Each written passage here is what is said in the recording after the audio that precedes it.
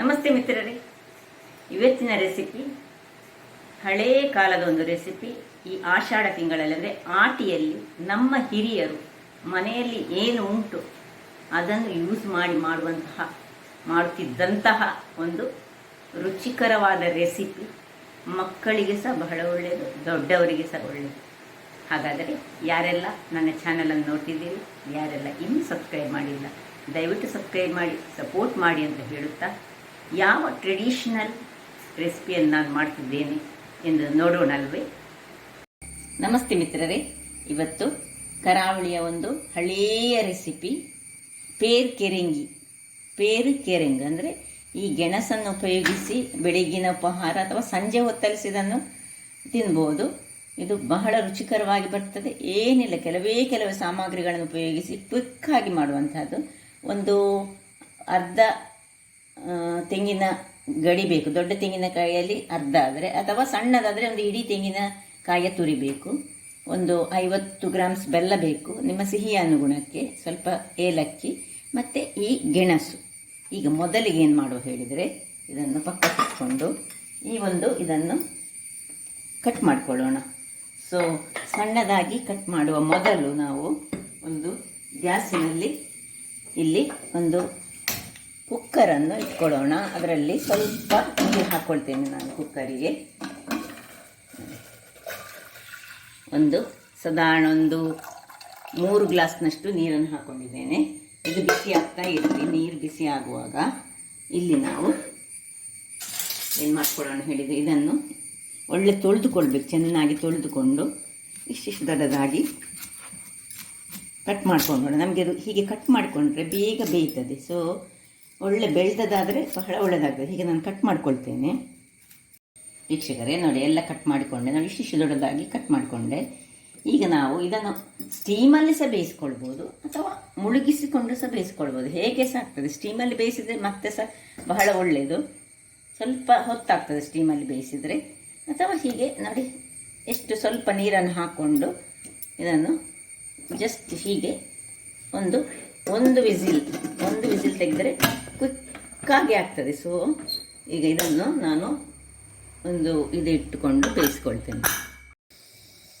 ವೀಕ್ಷಕರೇ, ಇಲ್ಲಿ ಇದು ಬೇಯ್ತಾ ಇರುವಾಗ ಇಲ್ಲಿ ನಾವು ಇದಕ್ಕೆ ಈ ತೆಂಗಿನ ಹಾಲು ಮಾಡಲಿಕ್ಕೆ ರೆಡಿ ಮಾಡುವ. ತೆಂಗಿನ ಹಾಲಿಗೆ ಇಲ್ಲಿ ನಾನು ಈ ತೆಂಗಿನ ತುರಿಯನ್ನು ಮಿಕ್ಸಿ ಜಾರಿಗೆ ಹಾಕ್ಕೊಂಡು ಸ್ವಲ್ಪ ಹದಾ ಬಿಸಿ ಇರುವ ನೀರನ್ನು ಹಾಕ್ಕೊಳ್ತೇನೆ. ಮತ್ತು ಸ್ವಲ್ಪ ಇನ್ನು ಉಪ್ಪನ್ನು ಹಾಕ್ಕೊಳ್ತಿದ್ದೇನೆ. ಇದಕ್ಕೆ ಹಾಕ್ಕೊಂಡು ಇದರೊಂದು ಹಾಲು ತೆಗೆದು ತರ್ತೇನೆ. ವೀಕ್ಷಕರೇ, ಇಲ್ಲಿ ನೋಡಿ, ಇದನ್ನು ಸ್ವಲ್ಪ ಗ್ರೈಂಡ್ ಮಾಡಿಕೊಂಡೆ. ಈಗ ಇದನ್ನು ಒಂದು ಸ್ಟ್ರೈನರಲ್ಲಿ ಹಾಕ್ಕೊಂಡು ಇದರದ್ದು ಒಂದು ಸರ್ತಿ ಸುರಿಗೆ ಒಂದು ಹಾಲು ತೆಗೆಯುವ. ಪುನಃ ನೀರನ್ನು ಹಾಕ್ಕೊಂಡು ಹಾಲನ್ನು ತೆಗೆದುಕೊಳ್ಳೋಣ. ಸೊ ಹಾಲು ತೆಗೆಯುವ ಕ್ರಮ ನಿಮಗೆಲ್ಲ ಗೊತ್ತಿರುವಂಥದ್ದೇ. ಈ ಎಲ್ಲ ಅಡುಗೆಗಳು ನಮ್ಮ ಹಿಂದಿನ ಕಾಲದಲ್ಲಿ ಓಲ್ಡ್ ಜನ್ರೇಷನ್, ಅದು ಸಹ ಹೆಚ್ಚಾಗಿ ಆಟಿ ತಿಂಗಳಲ್ಲಿ ಮಾಡುವಂತಹ ಈ ತೇವು, ಪತ್ರೊಡೆ, ನುಗ್ಗೆ ಸೊಪ್ಪಿದ್ದು ಇದೆಲ್ಲ ಹೆಚ್ಚಾಗಿ ಆಷಾಢ ತಿಂಗಳಲ್ಲಿ ಮಾಡ್ತಿದ್ರಂತೆ. ಈಗ ಪುನಃ ಇದನ್ನು ಇದಕ್ಕೆ ಹಾಕ್ಕೊಂಡು ಇದಕ್ಕೆ ಪುನಃ ನೀರನ್ನು ಹಾಕ್ಕೊಂಡು ಬಿಸಿ ತಣ್ಣಗಾದ ನೀರು ಇರಲಿ, ಇದನ್ನು ಪುನಃ ಗ್ರೈಂಡ್ ಮಾಡ್ತೇನೆ ಒಂದು ಸರ್ತಿ. ವೀಕ್ಷಕರೇ ನೋಡಿ, 2ನೇ ಬಾರಿದ್ದು ಸಹ ಒಮ್ಮೆ ಗ್ರೈಂಡ್ ಮಾಡಿಕೊಂಡೆ. ಪುನಃ ಇದಕ್ಕೆ ನಾನು ಸ್ವಲ್ಪ ನೀರನ್ನು ಹಾಕ್ಕೊಳ್ತಿದ್ದೇನೆ. ಹಾಕ್ಕೊಂಡು ನೋಡಿ, ಇನ್ನೊಂದು ಬಾರಿ. ಇದು ತುಂಬ ದಪ್ಪ ಬೇಡ ನಮಗೆ ಈ ಹಾಲು. ನೀರು ಅಂದರೆ ಹದಾದಲ್ಲಿ ಇರಬೇಕು, ನೀರು ಸಲ್ಲ. ಈ ಹೇಗೆ ನಮ್ಮ ಹಾಲಿರ್ತದೆ ನೋಡಿ, ದನದ ಹಾಲಿರ್ತದೆ, ಅದೇ ರೀತಿಯಲ್ಲಿ. ಕೆಲವರೊಮ್ಮೆ ಇದನ್ನು ದನದ ಹಾಲನ್ನು ಸಹ ಒಂದು ಬಿಸಿ ಮಾಡಿ ತಣ್ಣಗಾಗಿ ಅದಕ್ಕೆ ಬೆಲ್ಲ ಹಾಕಿ ತಿಂತಾರೆ.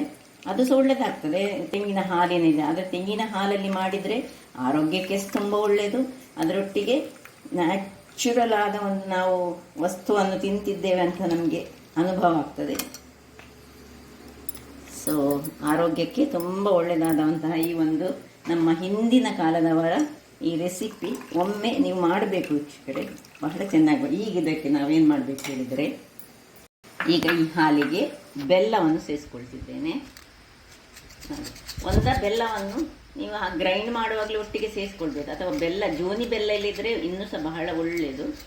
ನಾನು ಈ ಬೆಲ್ಲವನ್ನು ಇದಕ್ಕೆ ಸ್ವಲ್ಪ ಹೀಗೆ ಹೆರ್ದುಕೊಂಡು ಹಾಕ್ತೇನೆ.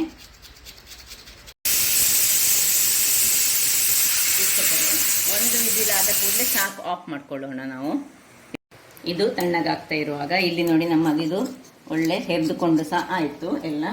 ಇನ್ನು ಇದಕ್ಕೆ ಸ್ವಲ್ಪ ಇದನ್ನು ಚೆನ್ನಾಗಿ ಹೀಗೆ ಕಲಡಿಸ್ಕೊಳ್ಳೋಣ. ಸಿಹಿ ನಿಮಗೆ ಅನುಗುಣವಾಗಿ ಎಷ್ಟು ಸಿಹಿ ಬೇಕೋ ಅಷ್ಟು ಸಿಹಿ. ಇನ್ನು ಸ್ವಲ್ಪ ಏಲಕ್ಕಿಯನ್ನು ಚೆನ್ನಾಗಿ ಗುದ್ದಿಕೊಳ್ಳೋಣ. ನೋಡಿ, ಒಂದು ಸ್ವಲ್ಪ ಇದಕ್ಕೆ ಏಲಕ್ಕಿ ಸ್ವಲ್ಪ ಹೆಚ್ಚು ಹಾಕ್ಕೊಳ್ಬೇಕಾಗ್ತದೆ ಚೆನ್ನಾಗಿ.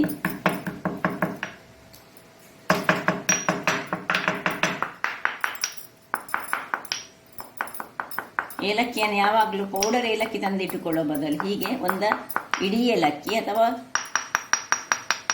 ಹೀಗೆ ಕಾಳುಗಳ ಏಲಕ್ಕಿ ತಂದಿಟ್ಟರೆ ಸಹ ಒಳ್ಳೆಯದು. ಯಾಕೆ ಹೇಳಿದರೆ ಪೌಡರ್ನಲ್ಲಿ ಅದು ಸ್ವಲ್ಪ ಸಮಯ ಆಗುವಾಗ ಅದರದ್ದು ಒಳ್ಳೆ ಪರಿಮಳ ಕಮ್ಮಿ ಆಗ್ತದೆ.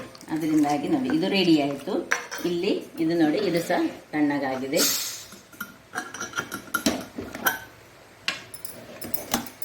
ಹೆಚ್ಚು ಬಿಸಿಲು ಇಡಬಾರ್ದು ಹೀಗೆ ಕುಕ್ಕರಲ್ಲಿ ಇರುವಾಗ, ಅಥವಾ ಸ್ಟೀಮಲ್ಲಿ ಬೇಯಿಸುವಾಗಾದರೆ ತುಂಬ ಚೆನ್ನಾಗಿ ಬರ್ತದೆ. ಈಗ ಒಂದೊಂದಾಗಿ ತೆಗೆದುಕೊಳ್ಳೋಣ. ಒಳ್ಳೆ ಬೆಂದಿದೆ. ಹೀಗೆ ಈಗ ಚಮಚದ ಸಹಾಯದಿಂದ ತೆಗಿತೇನೆ. ಯಾಕೆ ಹೇಳಿದರೆ ಇದು ಬೇಗ ಹುಡಿ ಆಗ್ತದೆ. ಅದರಿಂದಾಗಿ ನೋಡಿ ಒಳ್ಳೆ ಬೆಂದಿದೆ. ಈಗ ಅದರದ ನೀರೇನು ಬೇಡ ನಮಗೆ, ಎಲ್ಲವನ್ನು ಸಹ ಹೀಗೆ ಹೊರಗೆ ತೆಗೆದುಕೊಳ್ಳೋಣ. ತುಂಬ ಹೊತ್ತು ನೀರಿನಲ್ಲಿ ಇಡಲಿಕ್ಕಿಲ್ಲ, ನಾವು ಬೇಯಿಸಿದ ಮೇಲೆ ಇದನ್ನು ನೀರಿನಿಂದ ತೆಗೆದು ಹೊರಗೆ ಇಟ್ಕೊಳ್ಬೇಕು. ಒಂದೇ ಒಂದು ವಿಸಿಲ್ ಆದರೆ ಸಹ ಪಕ್ಕ ಬೇಯ್ತದೆ. ಇದು ಗೆಣಸಲ್ಲ, ಅದರಿಂದಾಗಿ ಆರೋಗ್ಯಕ್ಕೆ ಸಹ ಬಹಳ ಉತ್ತಮವಾದುದು. ನೋಡಿ ಎಲ್ಲವನ್ನು ಹೀಗೆ ಹೊರಗೆ ತೆಗೆದು ಇಟ್ಟುಕೊಂಡು ಸ್ವಲ್ಪ ತಣ್ಣಗಾಗಲಿಕ್ಕೆ ಬಿಡೋಣ. ವೀಕ್ಷಕರೇ ನೋಡಿ ಎಲ್ಲ ತಣ್ಣಗಾಯಿತು. ಈಗಿನ ನಾವು ಇದನ್ನು ಸಿಪ್ಪೆಯನ್ನು ತೆಗೆದುಕೊಳ್ಳೋದು. ಸಿಪ್ಪೆಯನ್ನು ತೆಗೆದುಕೊಂಡು ಒಂದೊಂದನ್ನೇ ಪ್ಲೇಟಿನಲ್ಲಿ ಹೀಗೆ ಹಾಕ್ಕೊಂಡು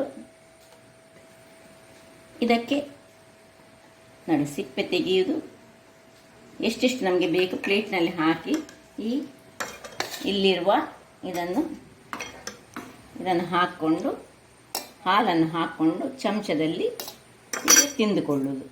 ಒಂದೊಂದೇ ಬಹಳ ರುಚಿಯಾಗಿ ಬರ್ತದೆ. ಹೇಳಿದರೆ ಒಮ್ಮೆ ಟ್ರೈ ಮಾಡಿ ನೋಡಿದರೆ ನಿಮಗೆ ಗೊತ್ತಾಗ್ತದೆ.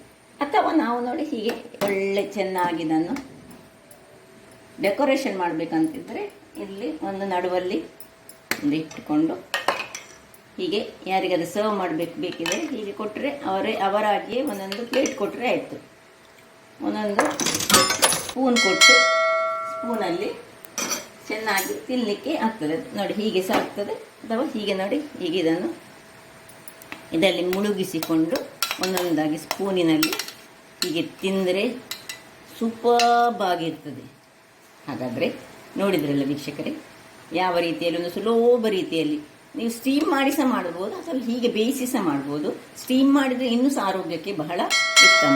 ಇದನ್ನು ಹೀಗೆ ತಿನ್ನಲಿಕ್ಕೆ ಬಹಳ ರುಚಿಕರವಾಗಿ ಬರ್ತದೆ. ಇದರಲ್ಲಿ ಮಿಕ್ಸ್ ಮಾಡಿ ತಿನ್ನುವ. ಬೇಕಿದ್ದರೆ ನೀವು ಇದನ್ನು ಬೇಯಿಸುವಾಗ ಸ್ವಲ್ಪ ಉಪ್ಪನ್ನು ಸಹ ಹಾಕ್ಕೊಳ್ಬೋದು. ಉಪ್ಪು ಬೇಕಿದ್ರೆ ಉಪ್ಪು ಹಾಕ್ಕೊಳ್ಬೋದು, ಬೇಡದ್ರೆ ಬಿಡ್ಬೋದು. ಇದು ಸ್ವೀಟ್ನೊಟ್ಟಿಗೆ ಇದು ಸೇರುವಾಗ ಬಹಳ ಚೆನ್ನಾಗಿ ಬರ್ತದೆ. ಹಾಗಾದರೆ ನೋಡಿದ್ರಲ್ಲಿ ವೀಕ್ಷಕರೇ, ನನ್ನ ಈ ಕುಕಿಂಗ್ ಚಾನಲ್ ನಿಮಗೆ ಇಷ್ಟ ಆದರೆ ಬೋಳೂರು ಸುವರ್ಣ ಚಾನಲನ್ನು ಲೈಕ್ ಮಾಡಿ, ಶೇರ್ ಮಾಡಿ ಹಾಗೂ ಸಬ್ಸ್ಕ್ರೈಬ್ ಮಾಡಿ ಹಾಗೂ ನನ್ನ ಇನ್ಸ್ಟಾಗ್ರಾಮ್ ಪೇಜನ್ನು ಫಾಲೋ ಮಾಡಿ. ಧನ್ಯವಾದಗಳು.